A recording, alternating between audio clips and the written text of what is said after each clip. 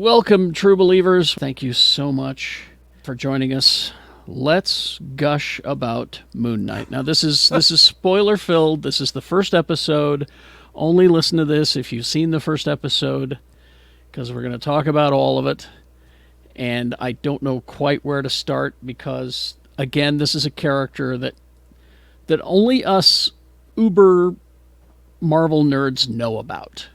And that's I think going to be the big issue with getting people to watch it. Yeah, you got the Oscar Isaac draw, but we said nobody the same knows thing. this character. Yeah. We said the same thing about Guardians of the Galaxy and Ant-Man, and and they all did really well. The thing about Moon Knight, I like, even when I was a kid, I really liked him. But when I was a kid, he was Marvel's Batman. He was. Yeah, you have to admit it. The character has changed throughout the years. Yeah. He started out as Marvel's Batman, and but then they took him and they pulled him aside for a number of years, and said let's play with him a little bit. Let's give him a situation. Right. Let's give him multiple personality disorder. Well, also, but just over the years, he's one of those characters where they're like, well, no, really, this is his origin. Well, no, really. So he's Marvel's Hawkman then. Yeah. Yes. Yeah. That's all the way down to the Egyptian roots. Yeah. Okay. Because there was for a while, like, he got stronger as the phase of the moon got waned. Yeah. Mm-hmm. And there was no link to, like, Khonshu when he was like a original character. Yeah, I don't think Khonshu showed up until much later. 90s. And the multiple personalities were just disguises he wore when the show first started. Like, I think Benny the cab driver and a couple other guys that was all like disguises. But he was a rich guy who beat up people. U.S. Marine Mark Spector, and he was when he started, 1975 is when he debuted. He was a mercenary in Sudan, U.S. Marine. Turns on his ally Raoul Bushman when he kills an archaeologist. It's a whole thing, but you don't need to know any of this stuff. That's all, because it doesn't fucking matter. That's the thing. It doesn't matter. What they're doing is they're taking the Moon Knight concept with the multiple personalities and the Egyptian god Khonshu, and they're making it their own thing. So anybody who complains to me is it's not following the comic book, I just say, come on, really? So, are there people complaining about this? There are a handful, but that's just the thing. There's only a handful because only a handful of people have read the comics. And which comic is it? Which comic is it not following? Yeah, that's just it. Sounds like it's been so different in the comic books that what does it matter at this point? Right. Mm-hmm. So in this show, and we don't know why or how or what, we meet Oscar Isaac, and he's nebbishy. He's like, hello, I work in a bumbling, handsome idiot. Hello, I'm Hugh Grant. Hello, I work in a gift shop. Hello, right? And he has, these weird kind of things that he does, and as the episode unfolds, you finally realize he's not sure what dissociative identity disorder is. I think. I could be proven wrong as the show goes on, but right now it's just kind of he knows that he thinks he just sleepwalks, basically. Yeah, he thinks he's a sleepwalker. So he chains himself to the bed, and to which I saw a very good tweet that said in the show he said that he's having a difficult time dating because he doesn't want to bring women home, to see ankle restraints on the bed. And somebody was like, "I promise you, Oscar Isaac, we are not turned off by that." And he duct tapes his door shut. He duct tapes his door to make sure surrounds it with sand. Well, that's so that he can see whether or not, like, if the tape's removed, he knows that he went. And it's weird because that's all stuff that, like, I wake up and I'm not Steven. I'm going to take the ankle restraint off, jump over the sand, and replace the tape. But he's also hell bent on staying awake. I noticed. Like, he's doing everything he can, and I think that's why the voice gets pissed off at him later. So he is now. What's the name of his character? Is it Stephen Grant? Stephen Grant. Okay, Now Stephen Grant in the comic book is a billionaire businessman. Don't worry about that, because Stephen Grant, Stephen Grant in this is this little guy who for some reason knows everything about Egypt, archaeology, the gods, all of that stuff. It's because he wants to be a tour guide for the Egyptian wing of the museum he works in. Yep. And, that's my dream job too. I want to be a tour guide. And that's okay. Let me back up to the beginning of the show. All right, and again, we're setting this up so that you can tell the normals in your life. You don't need to be a Marvel zombie to enjoy this. Just go along for the ride. You'll be there. You know. And I will say, I like this character. I haven't read any of this stuff that this is based upon. Yeah. Right. I haven't read Moon Knight in anything with Moon Knight in it for probably 30 years. Go to your Marvel app and look up Jason Aaron's most recent run on the Avengers. Because Moon Knight takes over the world. Right. It's really a cool read. But then this current incarnation of Moon Knight in comic books is really good. Anyway, so one of my favorite scenes in this was the opening scene, and it's like 3 minutes. And this is one of those scenes that apparently they had to fight to keep in. We don't know who it is. We later find out that it's Ethan Hawke. Arthur Harrow is the character's name. Now again, back to the comic. Arthur Harrow was in like one issue. Don't worry about it. It doesn't matter. Right. And so like and he's a totally different version of I was going to say, because I looked him up. Mm-hmm. I looked him up, and in the comics, he's got something where his face is frozen. Mm-hmm. Yeah. Don't even worry about the comic thing. Just go with the TV show. They just found a name. Exactly. They went in the library and went, oh, there you go. Gosh, Arthur, what are you gonna do with that glass? So it's such a great scene where he has, he takes a drink of water out of the glass, and then he puts the glass in the cloth, folds it over, breaks the glass, which is strange, but then he takes the broken glass and puts it in his shoes.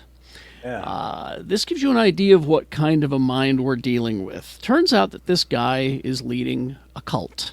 He based this character off of David Koresh. Mm-hmm. Yes, I read that. Yeah. And there's flagellants throughout history, through the Crusades. There's flagellants now. Flagellants. They flagellate themselves, and that's a lot of the thing they'll do is they're penitent by punishing their bodies while they're paying their penance to God.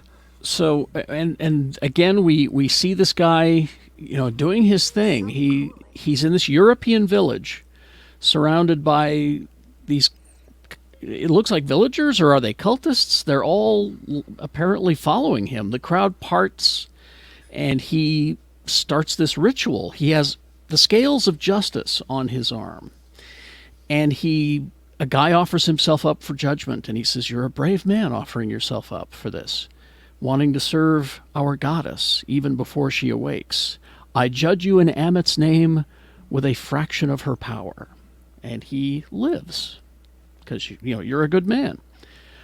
The scales tip green, the man survives. But then there's an old woman who comes after him who is not so lucky. The scales tip red, and she says, "No, this can't be right. I've lived a good life." He says, "Judgment might be for something that you're going to do in the future." How culty is that? Yeah. The way he holds it, I was just because how it swings, I was like, if you're bad and you get a bad judgment, whapa, right up in the crotch. Right in the nuts. But that was, I thought, fascinating. So that differs a little bit from actual Egyptian mythology. In actual Egyptian mythology, it's Anubis who uses the scales of justice. And it's when you die, they weigh your heart against a feather on the scales of justice. But yes, we're just playing fast and loose with Egyptian. I know. I'm just saying. He even says that she had been stripped from her place in the Egyptian. Right. Yeah. Yep. And there's this, if you do your studies, Amit apparently is a bigger Egyptian god than we've known. She's kind of scary, apparently.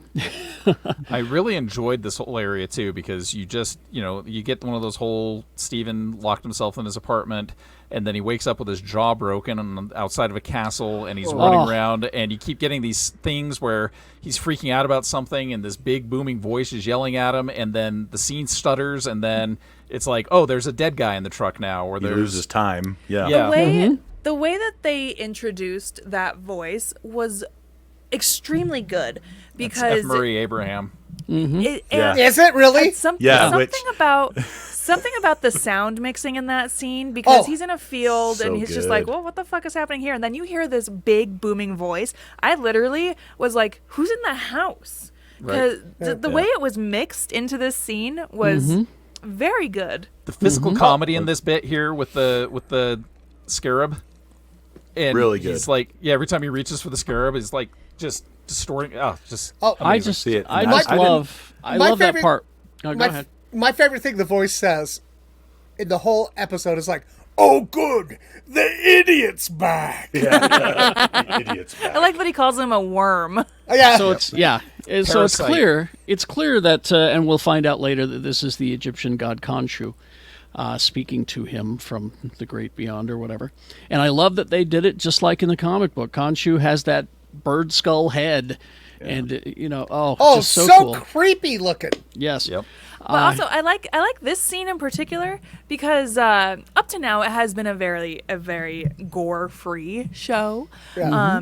But then you see the scarab in his hand, and his hand is bloody, capital B bloody. Yeah. Oh, and the scarab is all bloody, which gives you an implication of such violence that we didn't see and that I would like to see. But what a great way to handle it, too. It's jarring. In the context of the rest of the show, But what a great way to handle it, especially because it's on Disney Plus, right? And for me, when him waking up before this whole sequence starts, face down, blood in his mouth and his jaw broken, and he's dislocated jaw was just chase was gnarly.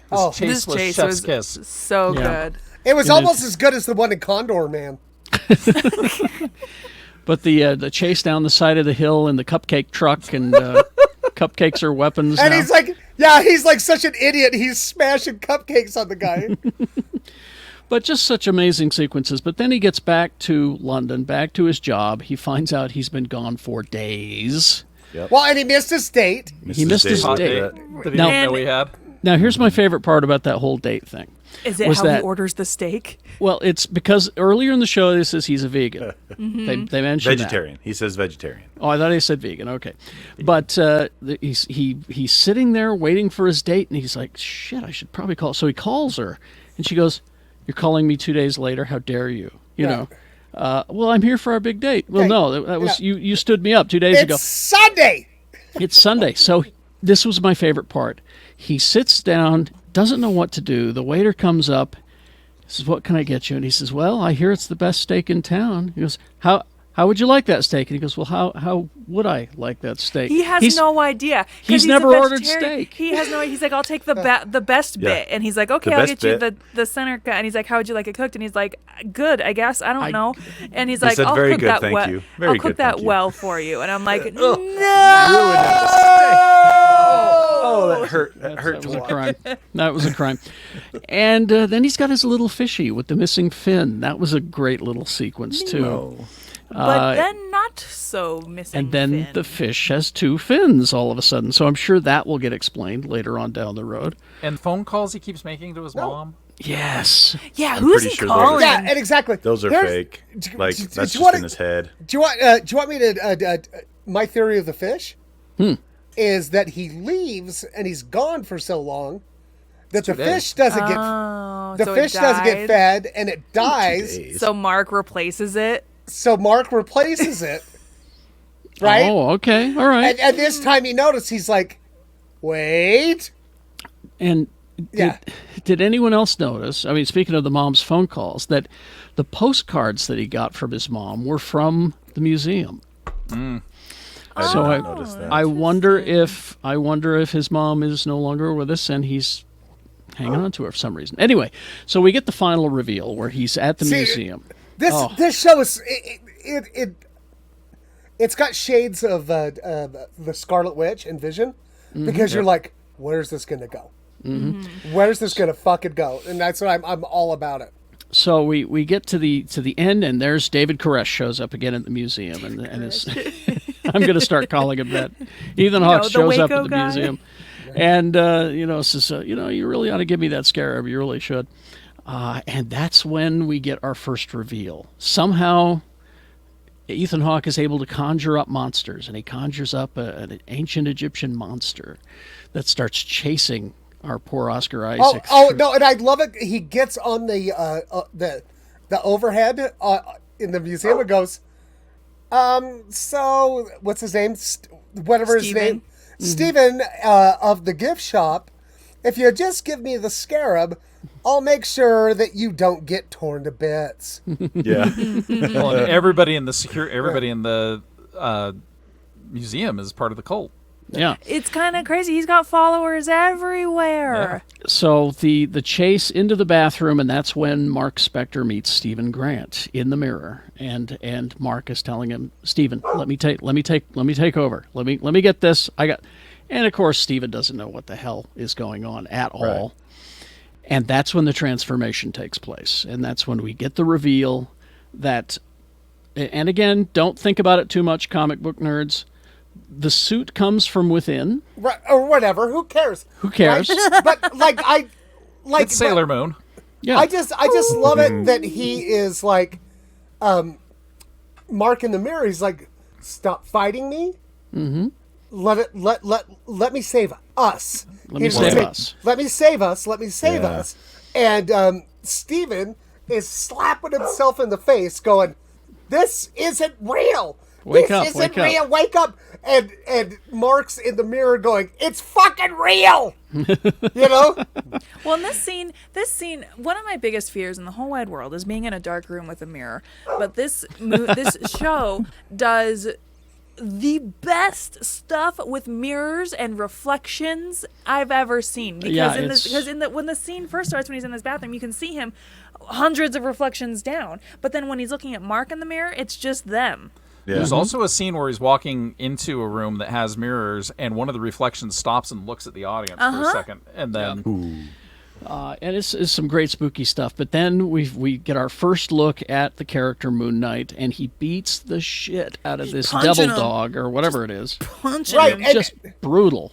So you got to imagine that's what happened in the street. So those poor peasants in the street. Those peasants in the street, right? They just got, and it was once again just like when I watched Daredevil. I was like, I never want to get hit by Daredevil. No. You know what I mean? Like, I never want to get hit by, by Moon Knight. And see, it's funny because as I was watching this, I finished it, and I said, I know I'm getting ahead of myself, but I do want a Mighty Marvel team up of Daredevil and Moon Knight. Yeah. Why? Did you want to watch heads explode from fists? And Yes. All right. But we get the first reveal, and he walks toward the camera, and that's the end of episode 1. So good. Yeah, and I'm 100% in on the show. It was 45 minutes. Yep. It was fucking no plot. All the plot to get in the way of the story didn't matter, right? It was cocked, locked, ready to rock. The whole thing. I get the feeling that like WandaVision, you're going to want to go back and watch it in sequence again. Yeah. No filler, all killer. I'm fine with all of them. I messaged you guys this in the group chat, but I feel like I needed to make a clarification for everybody because I've been selling this to everybody. The two directors that I've been so hyped to do this show, I thought they did the whole thing. I was incorrect. They are only doing 2 episodes. However, this director that has done the 4 episodes, absolutely bonkers, incredible job. Like the way it's just the editing to convey the change of time and the word I would use to describe the show, spooky and frenetic. Mm-hmm. Yeah, frenetic, right? You're just like you're feeling as crazy as he is. Mm-hmm. I couldn't find a flaw in this episode. I really couldn't. Nope. It's my only flaw is that there was only one. Yeah. I wanted more. There's 5 more. Other than I wanted more, that was the only flaw. I just I can't wait to see where this goes. And it's also such a testament to having a vision with your projects, like having a project manager for your licenses, because here you have somebody going, okay, cool, we're going to take a little-known character that spends almost all of his time in the nighttime beating people up and scaring folks, and then you have Moon Knight. Yeah. And also to come, I mean, because we've seen the promotional photos, we're going to get Mark Spector. Mr. Knight is also coming. I've got a picture. Let me pull that up. And I am and that's what I'm excited about. I've seen this character design, but I know nothing about it. This is again, it's in the latest run. Also, Jason Aaron's run, and it's just he's in this white suit with the mask. I just got to tell you, Jason Aaron, he can write comics, and that motherfucker can drink, man. I drank with him. I'd like to go drinking with him. But Mr. Knight is still to come, so that's another personality. Yes. Or is it? These are the costumes that we know of so far. There we go. So Mr. Knight is those two in the middle. So we shall see. Now, maybe that's Mark Spector in a different costume rather than the full-blown I wouldn't be surprised if we see all of the costumes. I wouldn't be surprised if we see the Bill Sienkiewicz costume with the black and the white. The black and the white? Oh, that might be fun. Because they can do it all, because it's really just depending on who's driving at that moment, right? Yes, exactly. Well, in the comics, wasn't one of his personalities Wolverine for a bit? I don't remember that. That I don't remember. Right? But no Shannon, idea. there's a recent run where Mark is in an asylum, and the only times that he's Moon Knight is when he's being tormented by the orderlies, who just happen to be several Egyptian gods. But you spend the entire run of the comic wondering if he's just tripping balls through the whole thing. Yeah, so, yeah. There you go. Mighty Marvel team up. Yeah, right there. There we go. Moon Knight and Daredevil, right there. We can only hope. Here's hoping. Yeah. You guys, seriously, like, now that we've got this, like, the parental controls, come on, let's just do it, Marvel. Let's have it. Let's have the Knights. Right? Oh, the Marvel Knights? I'm sure Marvel they're kicking Knights. the idea let's around. do it. They were probably working towards it. Yeah, I wouldn't be surprised. Well, because they're retooling Ghost Rider. Yep. And he's part of it. Punisher they've already got. Daredevil is there. Who else was in the Marvel Knights? Probably not touching Punisher for a while, though. I don't think so either. Or Blade and... Blade, that's right. He's a Marvel Knight. Kit Harington. Just use the Ghost Rider from S.H.I.E.L.D., Agents of S.H.I.E.L.D. That was awesome. He was great. He was so good. Robbie Reyes. Yeah, Robbie Reyes. He was great. He was great, and they even showed the original. What was the original Johnny Blaze, bro? They even showed Johnny Blaze on Agents of S.H.I.E.L.D. because they showed the transference. Yes, he was there. I just want Nick Cage back. No. Yeah, maybe. He pissed flames.